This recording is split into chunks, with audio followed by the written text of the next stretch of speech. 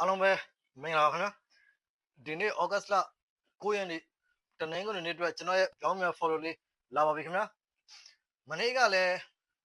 ဆက်လန်းတယ်ပေါ့နော်ဆက်လန်းလာကမှကျွန်တော်ရဲ့ပြောင်းမြန် follow လေးအပြည့်လန်းတယ်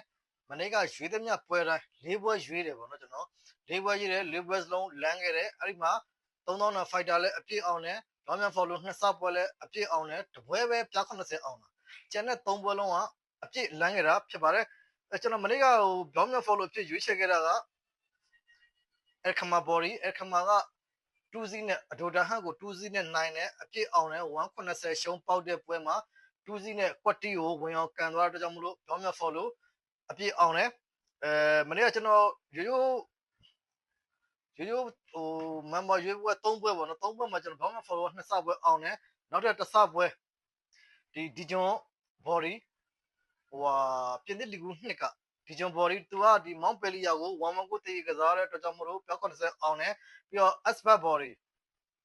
အဲ့ကောင်ကကြတော့ဒီအဝေးဘက်မှာ0-1နဲ့နိုင်သွားတယ်မီယာဘီကိုပေါ့နော်မီယာဘီကို0-1နဲ့နိုင်သွားတယ်အပြည့်လန်းခဲ့တယ်ဖြစ်ပါတယ်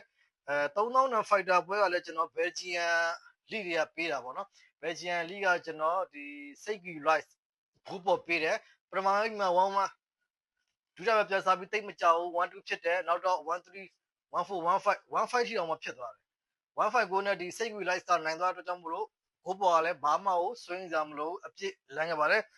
ဒီညမှာလည်း3000 fighter ပွဲဖတ်အောင်မှဖြစ်ပါတယ်3000 fighter ပွဲဝယ်ခြင်းနဲ့ဆိုရင်တော့ channel ရဲ့ Viber မှာတင်ထားတဲ့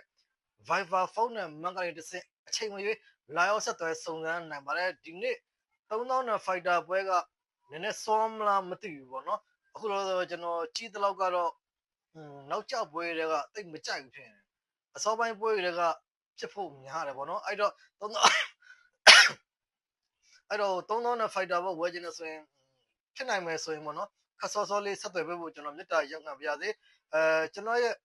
ရိုး member ပွဲတွေရိုး member plan လည်းရှိသေးတယ်ပေါ့နော်အဲ့ဒါကတော့ကျွန်တော် online plan ဆိုပြီးတော့သတ်မှတ်ထားတာဖြစ်ပါတယ်ဒီထိတ်တန်းလိကြီးတွေမစခင်ပြောမှဆိုလာလီဂါမစခင်ပေါ့နော်လာလီဂါမစခင်နောက်ဆုံးရက်ထိလက်တွဲလို့ရပါတယ်ဒီဂျားထဲမှာဆိုရင်ဒီဂျားရက်ပေါ့နော်ဂျားမှာ Champions League Europa League Conference League ချစ်စပွဲရှိတယ်တကယ်ကိုရီအတွက်အားသာမနိုင်မဲ့ပွဲတွေကြီးပဲပေါ့နော်အခုလိုအစ်စ်မျိုးကဗျာအသင်းချင်းတွေကနည်းနည်းကွာသေးတယ်ပေါ့နော် quality ကွာတယ်အဲ့တော့မှန်းကားတာပို့ပြီးတော့လွယ်တယ်လို့ကျွန်တော်ကတော့ထင်တယ်ပေါ့နော်အဲ့တော့ဒီနေ့online plan 2000နဲ့လက်တွဲလို့ရပါတယ် online plan လက်တွဲခြင်းနဲ့ဆိုရင်လည်း channel ဘိုင်းမှာတင်ထားတဲ့ Viber ဖုန်းနံပါတ်ကနေတစ်ဆင့်လာရောက်ဆက်သွယ်စုံစမ်းနိုင်ပါတယ် online plan ကတော့ကျွန်တော်တစ်နေ့ကို3ပွဲရွေးပေးတယ်ဒီလိုမျိုးပွဲများတဲ့တနင်္ဂနွေစနေနေ့နေမျိုးမှာဆိုကျွန်တော်ပို့ရွေးပေးတယ်ဒီနေ့ဆိုရင်လည်းကျွန်တော်၄သိန်းမောင်းမှာရွေးပေးဖို့များတယ်ပေါ့နော်နည်းနည်းတော့စောမယ်9နာရီ6နာရီလောက်ဖြစ်ဖို့များတယ်ပေါ့နော်ပွဲတွေကစောပိုင်းပွဲတွေကများတာဟုတ်အဲ့တော့ကျွန်တော်အဲ့ထဲကနေရွေးပေးမယ်၄သိန်းမောင်းလုံးရွေးပေးမယ်မမ3ကိုလည်းရွေးပေးမှာဖြစ်ပါတယ်ဒီနေ့တော့ကျွန်တော်body out ပြန်သွားကြည့်မယ်ပေါ့နော်ပြောင်းပြန် follow ဖြစ် body out ကိုကျွန်တော်ရွေးထားတယ်မနေ့ကတော့ကျွန်တော် body အပေါ်ရွေးတယ်ဒီနေ့ကတော့ body out ရွေးချယ်ထားပါတယ် Portuguese Premier League ရာသီအဖွင့် Benfica နဲ့ကန်ရမယ့်တန်တက် VCU body ဖြစ်ပါတယ်နည်းနည်းတော့ race တော့နည်းနည်းတော့မဟုတ်ပါဘူးမတရားများပါတယ်အဲ့တော့အကြိုက်တူတယ်ဆိုမှလိုက်ကစားပေးဖို့လဲကျွန်တော်ကြိုပြီးတော့ပြောထားပါရစေBenfica ကအိမ်ကွင်းမှာ VCU ကိုနှလုံး60အရှုံးအကျော်ပေးထားတယ်ဂိုးပေါင်းစည်းက3လုံး40အရှုံးကြည့်လိုက်လားဘော်ရီဇီရောဂိုးပေါင်းစည်းရောပြင်းလှရလားလို့ထင်စရာပဲဒါပေမဲ့သူတို့နှစ်သင်းကြားအဆင့်ကွာချက်ကအရန်ပြင်းတယ်Benfica ကအမှတ်ပေးချန်ပီယံဖြစ်ဖို့ရေပန်းစားနေတဲ့အသင်း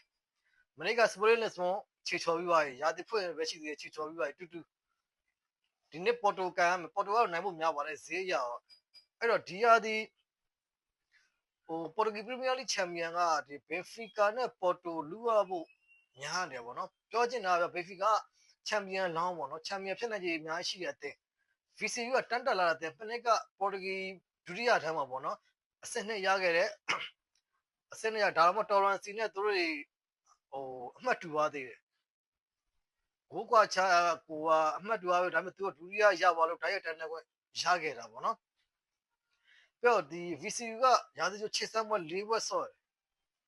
တပွဲပဲနိုင်တယ်နှစ်ပွဲတည်တပွဲရှုံးအဲ့ချိန်မှာဘက်ဖီကာကြတော့ဒီတိုင်ပွဲတင်ပွဲတွေကစားပြီးပါတယ်ချန်ဟိုယူရိုပါလိ80ပွဲတွေကစားပြီးပါတယ်နောက်ဆုံးဂျာဗီနီကစားခဲ့တဲ့စကော့တလန်ကလပ်ဟန်နက်စ်ပွဲမှာ6-1ကိုနဲ့နိုင်တယ်ဟဲ့လိုအသိမျိုးကို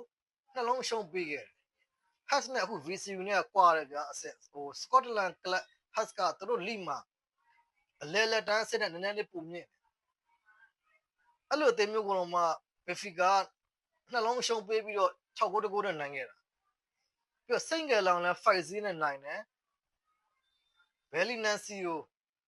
6-1ကိုနဲ့နိုင်5-1ကိုနဲ့နိုင်တယ်တကယ်ကိုခြေစွမ်းကလုံးဝ heavy ဖြစ်နေတယ်ဘက်ဖီကာသူတို့ဒီစိန့်ကယ်လန်ကိုဗျာဟိုပထမအကျော့ဟိုပထမကျော့မှာတော့ရှုံးခဲ့တာမှန်တယ်ဒါပေမဲ့အခုနောက်ပိုင်းတပွဲကိုအနည်းဆုံး9ခုသွင်းထားတာ3ပွဲဆက်5-1ပြီးတော့ဟို6-1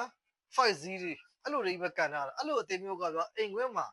ဟိုတန်းတက်ကိုနှလုံး60ရှုံးမပေးထားတာကျွန်တော်ကတော့ကြော့တယ်လို့ပဲထင်တော့မယ်ဈေးကပြောင်းပြန်ဖြစ်နေတော့ထင်တော့မယ်မူလတည်းသေး380အနိုင်တော့ပေးရမှာဗျာနှလုံးရှုံးတော့ကတော့ပေးကိုပေးတယ်ဘာလို့ဘယ်ဖီကဗျာဟိုလာမဲ့ဂျာတာဘရင်းမှာလဲဟတ်နဲ့ကစားမှမှန်တယ်စကော့တလန်ကွင်းမှာကစားမှမှန်ဒါပေမဲ့ပထမကျော့မှာဗျာနိုင်ဘူးပြီးစစ်ဝန်းနဲ့နိုင်သွားတယ်ဘာမှရှော့မရှိတော့ playoff ကိုတက်ပြီးသွားပြီလို့တော့ပြောလို့ရတယ်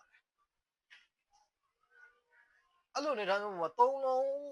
အနိုင်တော့ပေးရမှာနှလုံးရှုံးပါဗျာနော်နှလုံးရှုံးတော့ပေးရမှာအဲ့တော့မပေးဘဲနဲ့နှလုံး60ရှုံးမပေးထားတာကတော့ပြောင်းပြန်ဖြစ်နေတော့ထင်ပါတယ်အဲ့တော့ကြောင့်မလို့တနင်္ဂနွေညကျွန်တော်ရဲ့ပြောင်းပြန် follow က VCU body ဖြစ်ပါတယ်အားလုံးပဲကျမ်းမာချမ်းသာကြပါစေ